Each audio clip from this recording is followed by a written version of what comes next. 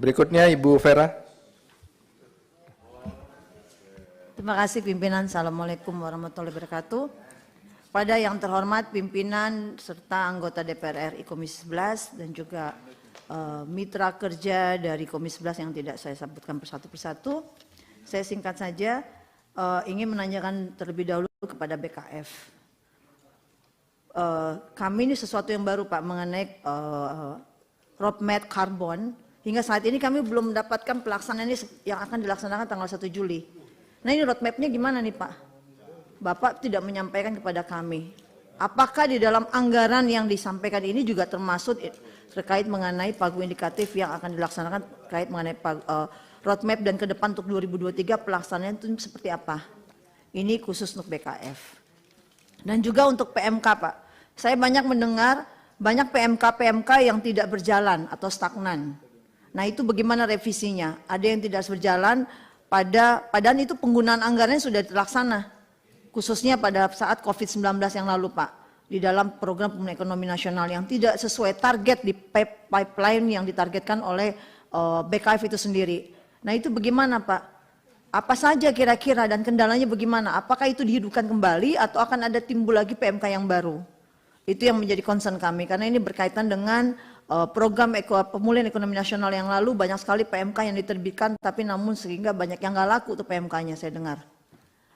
Dan yang kedua kepada Dirjen Pembendaraan tadi sudah sampaikan oleh teman-teman mengenai investasi kepada BLU ya, khususnya PIP ini Pak. Ini diberikan sebesar 2 triliun pada saat itu. Di materi BLU PIP ini target capaiannya disampaikan adalah 1,8 juta penerima manfaat dengan strategi perluasan penyaluran dan pendampingan serta pelatihan. Dan ini juga harus tentunya kita harus mengetahui dan dilengkapi mengenai multiplier efeknya Pak. Dan juga bagaimana penyumbang mengenai angka pertumbuhan terkait mengenai PIP itu sendiri dan terhadap perekonomian nasional dalam jangka percepatan pemulihan ekonomi. Ini kita juga harus dijelaskan mengenai PIP. Kemudian juga PIP ini jangan hanya memberikan pembiayaan kredit namun berkelanjutan daya tahan dan pelaku usaha ultramikro itu sendiri. Jadi jangan hanya diberikan di awal tapi daya tahannya terhadap pelaku usaha ultramikro itu seperti apa? Menghadapi distribusi usaha yang kita tahu jatuhnya omset dan penerimaan krisis likuiditas dan lain-lain. Ini kebijakan ini kami perlu mendapatkan penjelasan khususnya PIP. Tadi Bapak menyampaikan anggaran cukup begitu besar, penerima manfaatnya juga begitu luas, namun apa dampaknya kepada perekonomian ataupun masyarakat setempat terkait penyaluran anggaran PIP.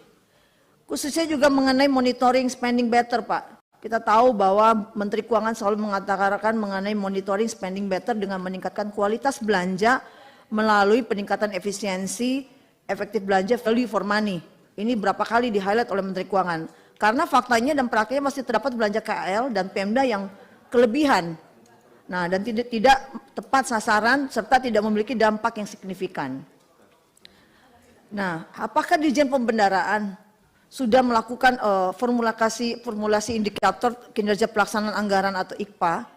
Yang perlu dipertimbangkan adalah bagaimana indikator impact-nya dan dampak terhadap ekonomi masyarakat selain capaian output-nya Pak. Perlu dijelaskan kepada kami. Karena memang kita tahu monitoring ketat terhadap peningkatan efisiensi dan efektif belanja ini sangat diandalkan dalam perangkat aplikasi IT yang Bapak sampaikan tadi, e-Manif dan lain-lain. Nah juga yang ini harusnya mendapatkan penjelasan juga. Ini memang waktunya sangat singkat, tapi kita akan melakukan pendalaman setelah nota keuangan terkait mengenai pagu indikatif yang diusulkan oleh mitra kerja Komisi 11.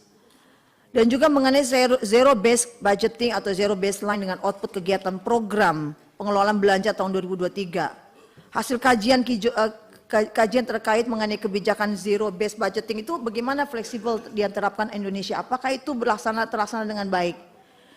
Ini ada kaitannya juga dengan saya tidak melihat tadi sudah disampaikan dari rekan terdahulu mengenai kemarin kami rapat dengan Bappenas. Mereka itu hampir 10% dilakukan pemotongan anggaran atau automatic adjustment. Ini bagaimana ini kok mentang-mentang mungkin Kementerian Keuangan sebagai perbedara negara tapi tidak memotong anggaran dibawa ke region itu sendiri. Saya perlu tahu ini apakah di tahun 2002 Kementerian Keuangan dan di seluruh dirjennya dilakukan automatic adjustment sebesar 5%, tahap pertama dan 5% tahap kedua. Tolong dimunculkan apa yang dilakukan automatic adjustment. Karena banyak sekali belanja-belanja, kajian-kajian yang ada di BKF maupun di seluruh kementerian, di seluruh dirjen ini, apakah itu masuk? Kita juga ingin melakukan evaluasi terhadap anggaran yang dilakukan yang dilaksanakan untuk anggaran 2022, karena kita akan masuk kepada semester kedua. Itu timelinenya dan sampai implementasi terhadap kebijakan ataupun anggaran tersebut. Itu yang ingin saya tekankan. Khusus untuk DJP, ini DJP luar biasa ini, efektivitas pelaksanaan proyek unggulan terhadap kepatuhan wajib pajak yang diikuti dengan penerimaan pajak. Mohon Pak hasilnya dijelaskan kepada kami ini mitra kerja komisi, kami ini mitra kerja pajak, atau memang Bapak hanya datang ke sini untuk minta anggaran tapi tidak dijelaskan mengenai hasil dan evaluasi terkait mengenai proyek unggulan tersebut. Kami hanya ketemu dengan Dirjen ini setahun sekali, terakhir waktu intens membahas mengenai HPP. Nanti lupa lagi nih bagaimana hasil daripada proyek tersebut sehingga kami dapat memahami kinerja DJP diikuti dengan dukungan anggaran dan hasil proyeknya, evaluasi dan outcome-nya. Target outputnya disusun dengan peningkatan kepatuhan dan penerimaan perpajakan.